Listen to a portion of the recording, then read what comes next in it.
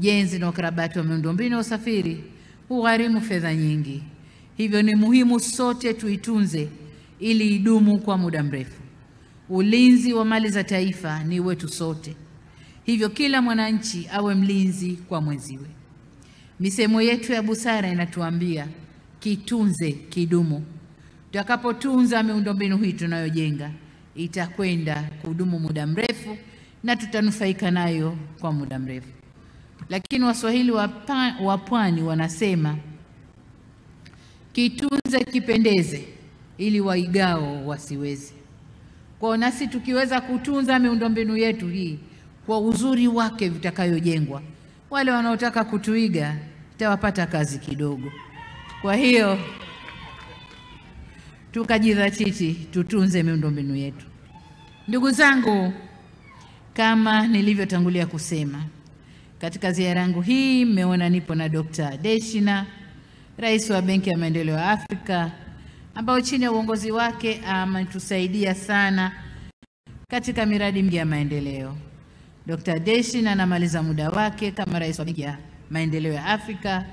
Hivyo napenda niongeze shukrani zangu za dhati kwa juhudi zake za kuisaidia Tanzania.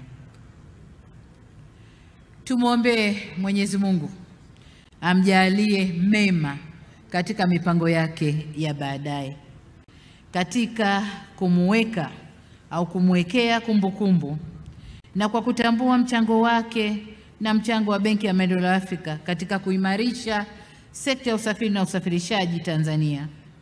Nimeridhia pendekezo la Waziri wa Ujenzi la kuwa barabara hii ya mzunguko ya nje ya jiji la Dodoma iitwe kwa jina lake. Hivyo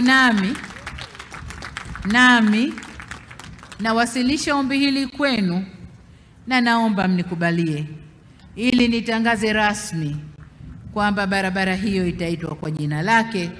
Lakini kwanza niwaulize, mmenikubalia? Sauti haijatosha wananchi, mmenikubalia?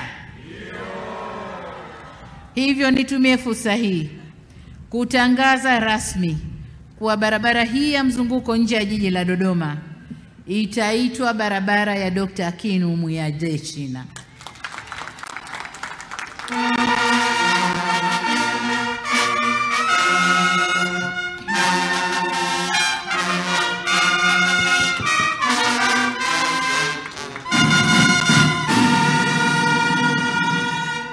Asante sana. Ndugu wananchi, Tanzania imeweza kuvutia mitaji kutoka kwa wabia muhimu kama FDB kutokana na kuwepo kwa utulivu na amani